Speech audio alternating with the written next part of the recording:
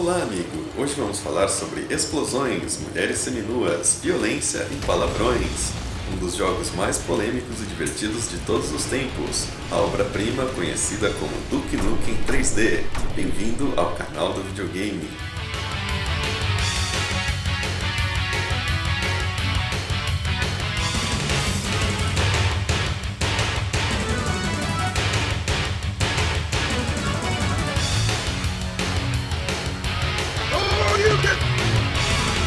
Bom, Duke Nukem se originou no final dos anos 80, quando o programador Todd Rappel estava trabalhando em um jogo de rolagem lateral chamado Metal Force, seu quarto título do gênero para a Apogee. O herói do game foi chamado de Duke Nukem, e o chefe da empresa, Scott Miller, sugeriu que o título do jogo deveria mudar para o nome do personagem. O design de Duke nasceu de um esforço conjunto de Rappel, Scott Miller, Alan H. Bloomtree, George Broussard e Jim Norwood. Todos contribuíram para sua aparência final e personalidade. Duke Nukem foi fortemente inspirado por heróis de quadrinhos. Filmes de ação dos anos 80 completaram com a atitude convencida e a inclinação do personagem para chutar traseiros. No futuro próximo, em 1997, Dr. Proton, um cientista que sofreu uma cirurgia radioativa, tem planos para dominar o mundo e ataca a maior cidade da Terra com seu exército de Techbots. Os militares não conseguem conter a invasão e chamam Duke Nukem, que se intitula Herói e Demolidor de Aliens, para pôr um fim aos planos do Dr. Proton. Duke Nukem 1 é um clássico jogo de tiro de rolagem lateral. O objetivo principal do jogo é encontrar a saída em cada nível para o próximo, destruindo tudo em seu caminho com a pistola atômica do Duke. Os jogadores podem aumentar seus pontos completando objetivos opcionais, como destruir todas as câmeras de segurança em um mapa ou completar as letras D, U, K e E com bônus para encontrar elas na ordem certa. A gente já viu isso aonde mesmo?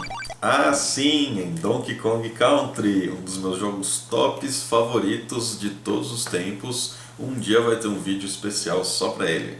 Mas enfim, Duke conta com vários itens para enfrentar sua missão, incluindo upgrades de armas para aumentar o número e a velocidade dos tiros, botas de salto, uma garra que se prende no teto e outros itens que aumentam os pontos, como disquetes, bolas de futebol e balões. Duke Nukem foi um dos jogos mais impressionantes de PC para sua época, apresentando cenários grandes, com múltiplos caminhos e gameplay desafiador.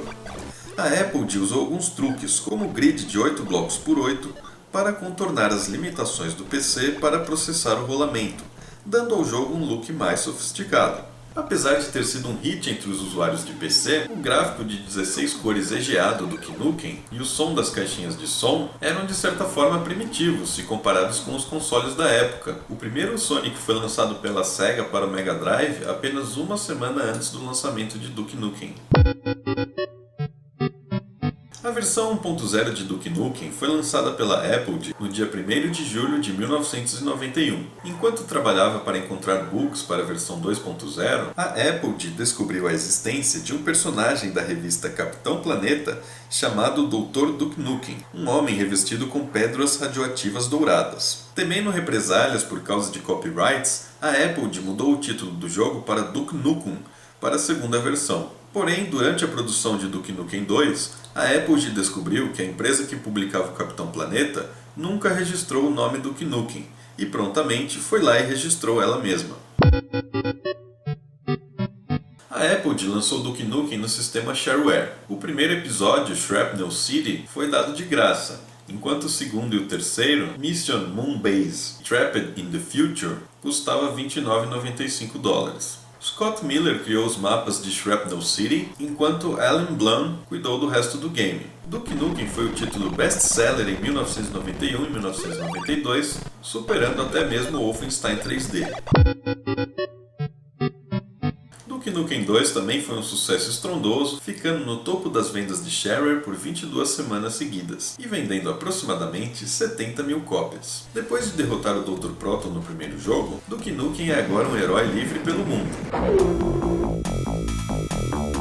I am back.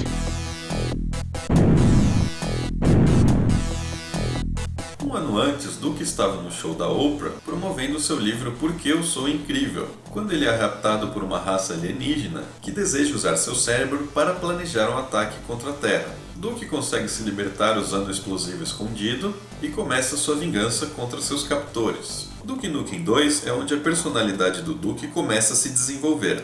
Não é nem um pouco refinada e inovadora como viria a ser em jogos futuros, mas já encontramos elementos da atitude convencida, gírias e insultos e apetite pela destruição. A ação lateral ainda é o foco do jogo, mas as habilidades do Duke e seu arsenal foram bem ampliados.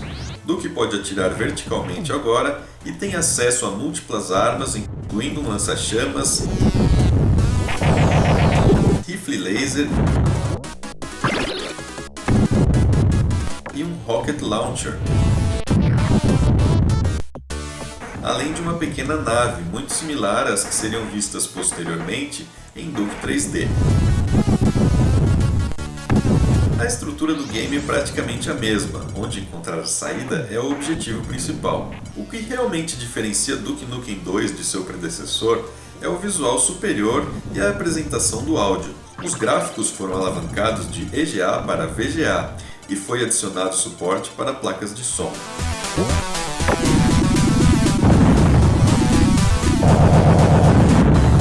Assim como no primeiro jogo, Duke Nukem 2 foi lançado sob o modelo da Apogee, desta vez sendo quebrado em 4 episódios de 8 níveis. O primeiro era grátis, enquanto os outros custavam $35. Apesar de ter sido um jogo mais trabalhado e bem acabado que o seu predecessor, Duke Nukem 2 não fez tanto sucesso quanto antes. Ele foi lançado em 3 de dezembro de 1993, mas a audiência estava deslumbrada com o lançamento de shooters como Wolfenstein 3D. Duke Nukem 2 também bateu de frente com o lançamento de Doom, que aconteceu uma semana antes. Como a gente estava mal servido de jogo naquela época, né?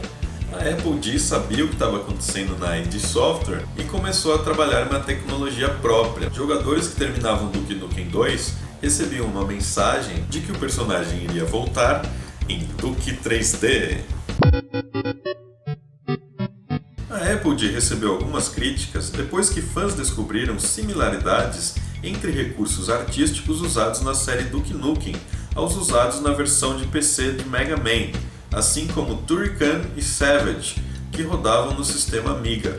Alan Blanc afirmou no passado que a arte para Duke Nukem foi desenvolvida num Amiga, mas nem ele, nem Todd Rappaport, nem a Apogee nunca foram formalmente acusados de plágio.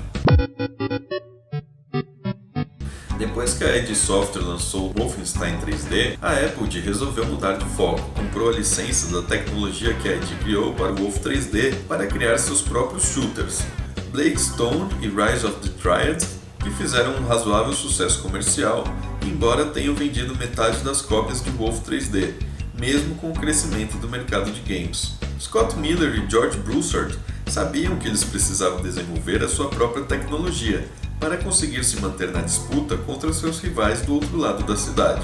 E isso veio de um lugar que ninguém poderia imaginar, o quarto de um garoto de 17 anos chamado Ken Silverman. Ken Silverman já vinha programando desde os 12 anos de idade, mas foi só com o lançamento de Wolf 3D que ele resolveu se aventurar no mundo dos games. Seus irmãos monopolizavam o computador da casa com um shooter, e ele teve a ideia de criar a sua própria versão do game, chamada de Walking, uma brincadeira com a palavra walking e o nome dele, Ken. Welcome to Walking.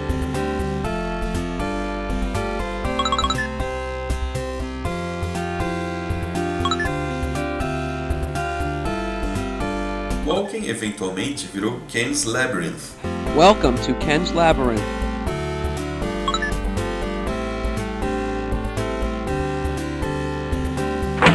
O pai dele encorajou o filho a mandar o seu jogo para várias empresas, incluindo a Apogee. A companhia não comprou o game de Ken, mas ficou interessada na tecnologia que ele desenvolveu para criar o jogo. Em breve fizeram um acordo e o jovem Ken começou a receber um salário para trabalhar na engine do jogo, com a promessa de não perder o foco nos estudos e no seu rendimento escolar. Guiado pelos avanços apresentados em Doom, Silverman continuou trabalhando na sua engine durante metade de 1993, adicionando um grande número de características novas. Ele até criou um nome para ela, Build. Build é tecnicamente uma engine 2D, mas ela renderiza o mundo de uma maneira que ele parece tridimensional. Os mapas no Build são construídos em um grid 2D por formas geométricas fechadas chamadas setores. E os sprites são objetos usados para popular o mapa. Os sprites podiam ser inimigos, armas, itens, NPCs e elementos decorativos. Dependendo da posição do sprite em relação ao jogador, uma perspectiva diferente dele era apresentada, da mesma forma que em Doom.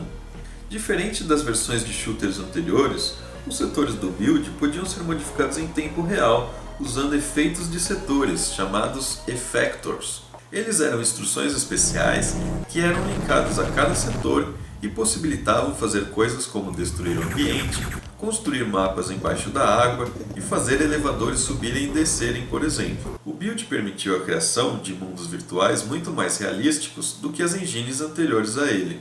Agora a Apple podia desenvolver projetos realmente impactantes. A cúpula da Apple decidiu criar uma nova estratégia de marketing, onde seus próximos games em 3D seriam lançados através da marca 3D Realms. O primeiro título lançado foi Terminal Velocity, que por sinal também é um jogo incrível. Recomendo darem uma pesquisada. Para quem curte simulador de voo, é muito legal.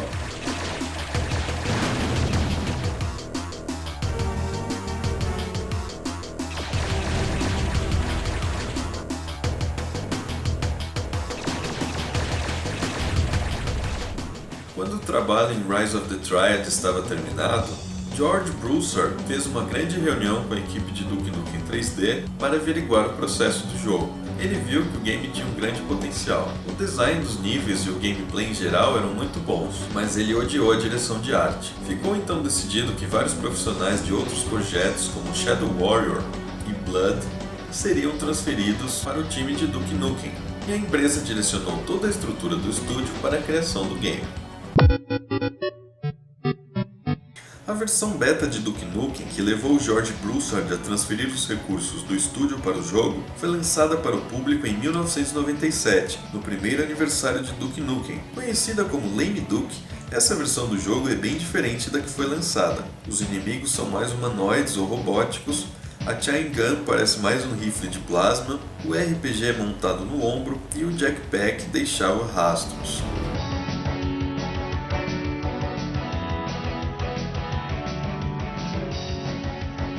Broussard também trouxe umas caras novas para o estúdio, sendo uma delas Richard Leverlord Grey, que estava trabalhando em Blood. Grey, que desenvolveu metade dos mapas da versão completa de Duke Nukem, lembra que o desenvolvimento do jogo foi um trabalho altamente colaborativo e que havia um processo rigoroso de avaliação. O time era guiado por uma necessidade de criar coisas diferentes dos shooters anteriores.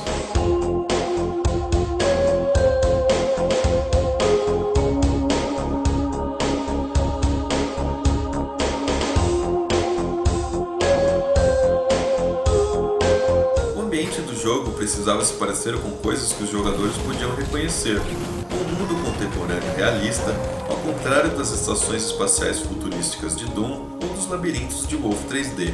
A ficção científica não foi completamente abandonada. Muitas das armas do segundo capítulo inteiro são influenciados por cultura popular, mas esses elementos foram introduzidos de uma maneira que se integrou perfeitamente com a ambientação mais realista do jogo. Duke Nukem 3D só virou uma coisa só no final da produção. Um dos membros tinha uma ideia e dois outros iam polir e trabalhar até ela entrar no jogo. Uma delas é o cocô do Enforcer, por exemplo. O inimigo em alguns momentos literalmente defecava no chão. Jogadores podiam pisar na merda e deixar pegadas com cor de cocô pelo chão. Essa funcionalidade foi expandida de forma que o Duke Nukem pisava em poças de sangue e deixava pegadas vermelhas para trás. Isso acontecia com muito mais frequência e era uma coisa que ficava marcada na mente do jogador. O time também incluía um grande número de referências à cultura pop, fazendo homenagem a Doom, That's one doomed Space Marine. Terminator, Terminated. Missão Impossível,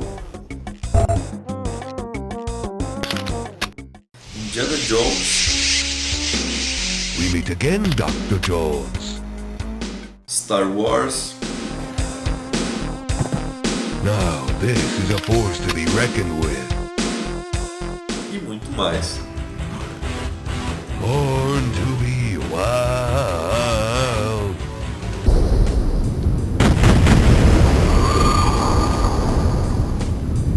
I ain't afraid of no quake. Além de criar ambientes mais terrestres, o time focou em deixar o mundo mais interativo. Isso inclui quebrar garrafas, dar dinheiro para strippers, Shake it, baby. ver seu reflexo nos espelhos Damn, I'm looking good. e muito mais. George Broussard considera esse um dos aspectos mais importantes do jogo. Segundo ele, as pessoas se lembravam mais de jogar sinuca na mesa do que de matar o 100º Big Cop. Aproximadamente 12 meses depois, o jogo estava completo. A equipe estava satisfeita e todos eles sabiam que tinha um grande jogo nas mãos. A Apple criou uma parceria com a empresa FormGen Interactive, o que significava que o jogo teria uma presença maciça nas lojas físicas, além do sistema de pedidos diretos por e-mail que funcionava até então. Anúncios foram veiculados nas grandes revistas de games, que também publicaram artigos com avaliações super positivas do jogo. A injeção de personalidade foi influenciada pela necessidade dele ser um shooter diferente do que já havia no mercado. Personagens de jogos anteriores a Duke Nukem eram praticamente mudos, a não ser talvez pelo momento em que eles morriam. E a 3D Realms resolveu criar um herói de carne e osso, inspirados nos ídolos brutamontes dos filmes de ação dos anos 80, e dar um toque de humor ao jogo sem transformar em comédia.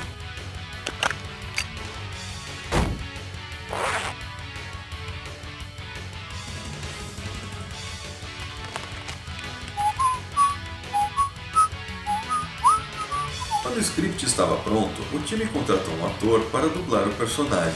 John St. John, um anunciante de rádio veterano, ganhou o papel. John se lembra que as primeiras sessões de gravação foram um dos trabalhos mais divertidos de toda a sua carreira. The captain's... I can't do it. Every time I think about it.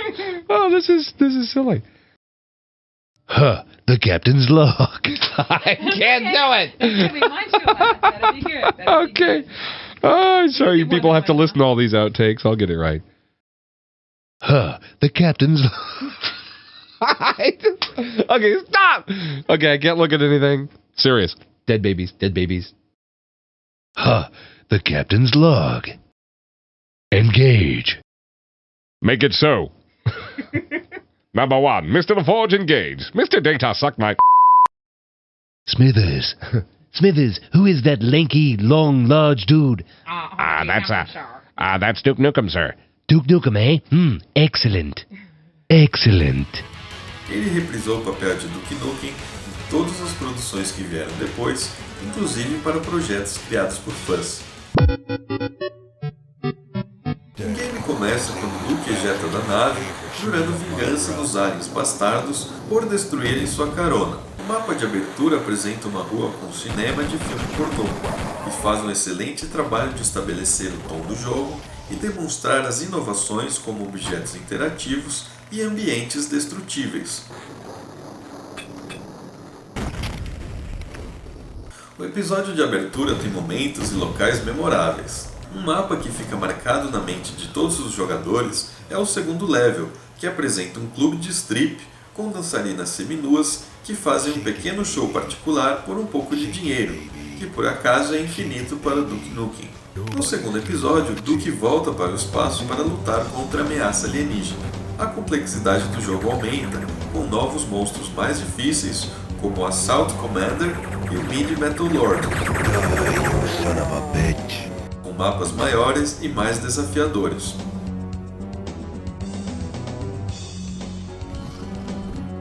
No terceiro episódio, Duke volta para a Terra para varrer as forças aliens remanescentes. Os mapas são mais focados em áreas urbanas e conduzem o herói pelos prédios de Los Angeles e sets de cinema em Hollywood, antes do encontro final com o chefe alien.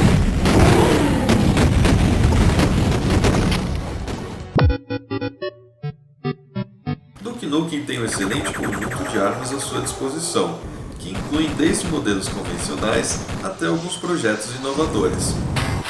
A shotgun geralmente é a escolha ofensiva principal. É eficiente, resolve o problema rápido e tem munição em abundância. A metralhadora e o devastador também são muito eficientes, mas a munição é mais rara. O lançador de foguete e as granadas controladas são úteis para limpar uma sala cheia de monstros ou abrir caminho pelo ambiente.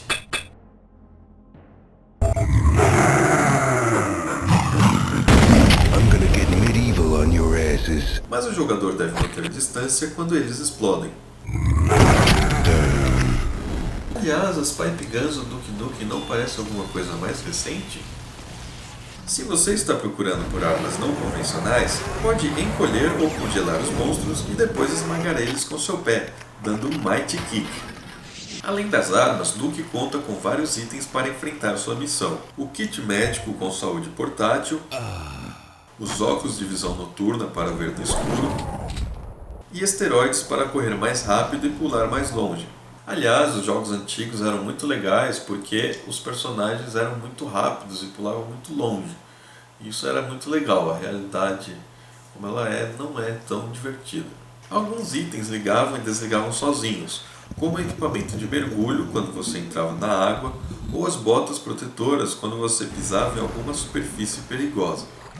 Existe até um holograma do Duke Nukem para distrair os inimigos. Também é muito útil nos jogos multiplayers. Duke tem até um jetpack que pode ser usado para atingir locais altos. A sensação de liberdade que o jogo oferece para conseguir chegar em praticamente qualquer lugar poucas vezes foi superada até hoje. O jogador enfrenta uma grande variedade de inimigos.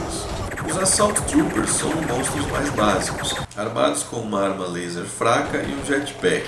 O capitão dos Assault Troopers é parecido, mas pode se teletransportar à vontade. Pig Cops são um pouco mais difíceis. Eles são policiais que foram transformados em porcos pelos aliens e odeiam os humanos. Eles têm a sigla LARD escrito no uniforme, que é uma paródia das letras LAPD, que significa Departamento de Polícia de Los Angeles em inglês. Os Pig Cops podem atirar tanto em pé quanto deitados e são mais difíceis de acertar quando deitam. Eles só aparecem nos mapas terrestres e, portanto, em nenhuma fase do segundo episódio, a não ser 2 corpos que estavam sendo examinados no mapa Dark Side. O Enforcer substitui ele no segundo episódio, além da introdução dos drones. Ambos podem dar muita dor de cabeça ao jogador. O Enforcer usa uma minigun, e o drone, além de desviar dos tiros, faz um ataque kamikaze bem desagradável, um dos piores inimigos do jogo inteiro. Os Assault Commanders, aliens gordos que voam e disparam mísseis, também são introduzidos no segundo episódio e incomodam bastante. Mas nenhum é tão temido quanto o Battle Lord, que tem uma armadura poderosa, muita vida e uma minigun devastadora que solta granadas para todos os lados. Algumas vezes pode parecer que Duke Nukem estava apenas seguindo o resto dos shooters, uma estrutura básica de matar todos os inimigos pelo caminho e encontrar a saída para o próximo mapa. Mas o jogo nunca para de encontrar novas maneiras de surpreender e entreter o jogador. Blow it out your ass.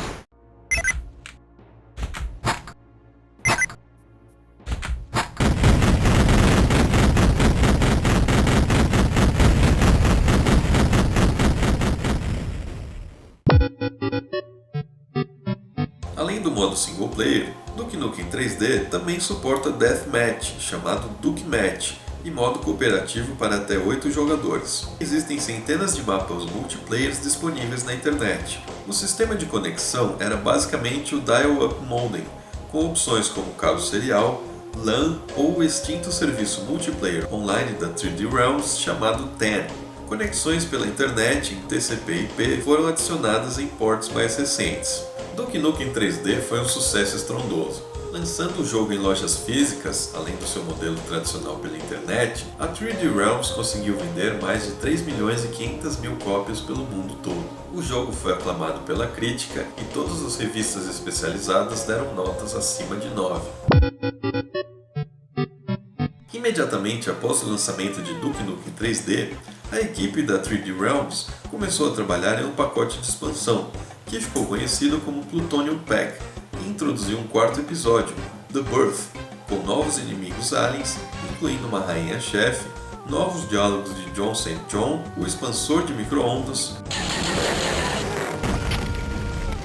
e bots controlados pelo computador para jogar Duke Match. Os novos mapas não são tão coesos como aqueles na versão original. Alguns usuários se queixam que eles focaram demais em truques e referências, e não em design de qualidade. Tape will self-destruct in 1 second. Independentemente dos sentimentos de alguns jogadores sobre os novos níveis, Plutonium Pack foi bem recebido pela imprensa e pelos fãs. Os jogadores podiam comprar a expansão sozinha, se eles já tivessem o original, ou comprar o pacotão Atomic Edition, que incluía a versão completa do Duke Nukem 3D, juntamente com alguns extras, como temas para o Windows 95, alguns screensavers e quebra-cabeças. Em 1997, a Resaurus Inc., uma empresa de produção de brinquedos baseada em Ohio, licenciou os direitos para produzir bonecos do Duke Nukem. Os brinquedos foram planejados para serem lançados juntamente com Duke Nukem Forever, em 1998, mas acabaram sendo lançados sozinhos quando o jogo foi adiado. 2 linhas de figuras foram planejadas, mas apenas uma delas foi produzida em massa.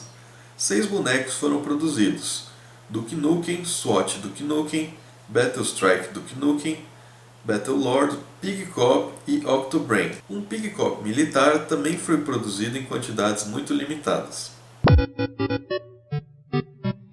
Bom, eu não vou falar sobre todas as versões que existem pelo mundo afora, são muitas. Vou falar só sobre as principais. Nintendo 64, 1997, pela Eurocom Entertainment Software. Sega Saturn, em 1997, pela Lobotomy Software. PlayStation, em 1997, pela Aardvark Software. Mega Drive, em 1998, pela Tectoy. Hein? Como assim Tectoy? Pois é, a Tectoy foi a distribuidora oficial de todos os sistemas da Sega no Brasil e experimentou produzir alguns jogos para o Master System e para o Mega Drive muito depois deles terem sido abandonados por desenvolvedores de sucesso. A versão da Tectoy do jogo tem um conceito totalmente diferente. O Mega Drive não tinha chance de rodar Duke Nukem 3D do jeito que ele era. Então a Tectoy efetivamente criou um shooter de corredor, não muito diferente de Wolfenstein 3D, utilizando recursos fortemente modificados a partir do jogo do PC. O game é baseado em torno do segundo episódio, Lunar Apocalipse, mas os níveis são completamente diferentes. A animação é incrivelmente limitada. Na verdade, todo o jogo é meio impossível de jogar. É uma peça interessante de trabalho, no entanto. O status jurídico dessa versão do Duke Nukem ainda está no ar. A 3D Realms afirma nunca ter autorizado a realização do projeto, enquanto a Tectoy diz que tem a permissão para desenvolver a versão através da extinta sócia da 3D Realms, GT Interactive. Independentemente dos direitos autorais, essa coisa existe e conseguir uma cópia não é uma tarefa fácil. Duke Nukem 3D também foi parar no Xbox Live Arcade em 2011 e até no iPhone em 2009 pela Machine Works. Duke Nukem vinha de fábrica com uma opção de ligar uma trava parental e impedir que diversos conteúdos pornográficos e violentos fossem exibidos. A versão Shared de Duke Nukem 3D passou pela Agência Australiana de Classificação de Filmes e Literatura em fevereiro de 1993 sem problemas. No entanto, 4 meses após o lançamento do Shared e da versão completa do jogo, a Austrália testemunhou uma tragédia horrível, quando um único atirador, Martin Bryant, matou 35 pessoas e feriu outras 21 pessoas na cidade turística de Port Arthur, na pior matança que já aconteceu em solo australiano. O governo agiu rapidamente e trouxe novas leis mais rígidas sobre o controle de armas, mas os cães de guarda da imprensa do país lançaram ataques contra qualquer tipo de mídias violentas, incluindo videogames.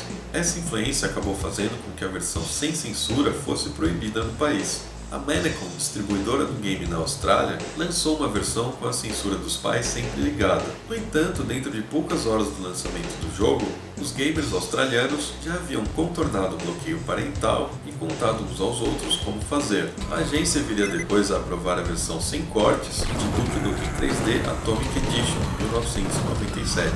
O Brasil também proibiu o Duke Nukem 3D e a venda de uma série de outros jogos depois que um homem de 24 anos, estudante do 6º ano de medicina, chamado Matheus da Costa Meira, matou 3 pessoas e feriu outras tantas em um cinema de São Paulo. Ele utilizou uma submetralhadora Uzi para efetuar o ataque. Os meios de comunicação disseram que o tiroteio foi influenciado por um mapa de Duke Nukem 3D, mas foi descoberto mais tarde que ele estava sofrendo de extrema depressão e tinha consumido cocaína antes do tiroteio.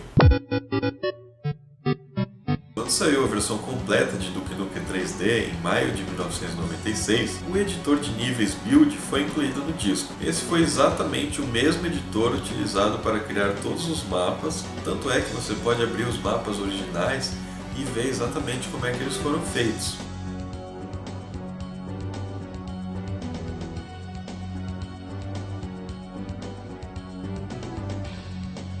O editor era fácil de usar e bem documentado em inglês. Qualquer pessoa, independentemente da experiência, poderia montar um nível básico em Build. Eu mesmo criei alguns mapas e era incrível ter a possibilidade de recriar cenas do meu cotidiano. Foram incluídas ferramentas que poderiam importar mapas de Doom. Resumindo, os níveis criados por usuários estavam disponíveis praticamente no dia seguinte do lançamento. Comunidades de construtores começaram a surgir rapidamente também. Dentro de semanas do lançamento, as pessoas estavam negociando níveis, escrevendo tutoriais sobre os aspectos mais avançados do editor e adicionando novas texturas para o uso com o jogo. Quando a popularidade de Duke Nukem 3D estava no seu auge, a Wizardworks produziu uma série de pacotes de níveis de usuários. O primeiro pacote, Duke Zone, continha mais de 500 mapas, principalmente focados em Duke Match. Ele foi seguido por Duke Zone 2, que contou com mais 500 níveis, além de 4 episódios de níveis single players, criados pela equipe da Wizardworks. O pacote final, Duke Assault, reúne cerca de 1.500 níveis de usuários. Devido às baixas tiragens e ao baixo valor percebido na época, os pacotes da Wizardworks, que antes eram desprezados pelos usuários, hoje são muito procurados por colecionadores. Wizardworks mais tarde juntou forças com o Simple Silly Software para criar Duke Nukem Nuclear Winter. Esse add-on leva Duke Nukem para o Polo Norte, onde ele deve resgatar o Papai Noel, que tem o cérebro manipulado por alienígenas para causar problemas no dia de Natal. Eu comprei o Nuclear Winter, ele é um pouco bobinho, a gente vê que falta um pouco de profundidade nas ideias e nos mapas, mas ele também é bem procurado por colecionadores. Outro desenvolvedor, Sunstorm Interactive, também produziu uma série de pacotes de mapas temáticos para Duke 3D. No primeiro, Duke Out in DC, Duke saía em busca do presidente Clinton, que havia sido sequestrado por alienígenas. A expansão tinha um monte de locais da vida real de Washington DC, incluindo o Monumento de Washington, a Casa Branca e o FBI. Eu tenho também, é show de bola, os mapas são muito bem feitos e vale a pena dar uma olhada. A expansão não foi autorizada pela 3D Realms, mas levou a empresa a dar outras autorizações de expansão para Sunstorm, junto com um acordo para produzir complementos para Shadow Warrior. A segunda expansão da Sunstorm foi Duke no Caribe, Life's a Beach. Duke está de férias no Caribe quando ele descobre que a ameaça alienígena também está aproveitando a visita. Como o título sugere, o add-on apresenta um tema de férias tropicais, com muitos dos níveis envolvendo hotéis, resorts e armadilhas para turistas. É muito legal, eles realmente mudaram as armas, as roupas dos inimigos, os itens e a munição. Vale a pena dar uma olhada se você é fã de Duke Nukem, eu recomendo. Muitos outros pacotes e compilações foram lançadas com bilhões de mapas e até camisetas. A Apple trabalhou bastante depois do lançamento, licenciando outros jogos construídos com a engine do Build.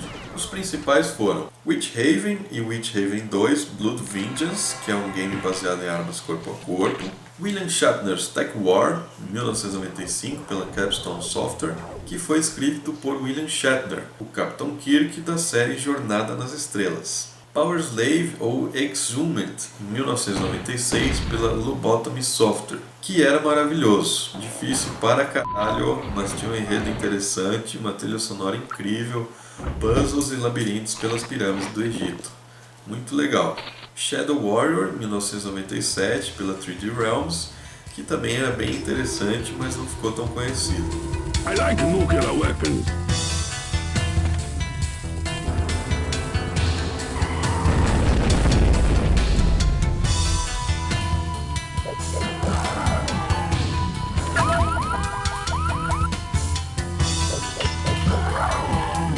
I like sword. That's a personal weapon.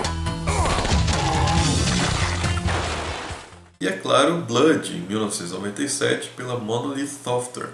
Blood é incrível, ele começou a ser desenvolvido pela 3D Realms, mas acabou sendo vendido para que a equipe pudesse se focar no Shadow Warrior. Eu ainda vou fazer um vídeo sobre Blood, atendendo a pedidos, então não vou ficar falando muito sobre ele agora. Além disso, também tivemos Redneck Rampage, em 1997, pela Shatrix Entertainment, que é uma série de jogos que acompanha as aventuras de dois caipiras americanos.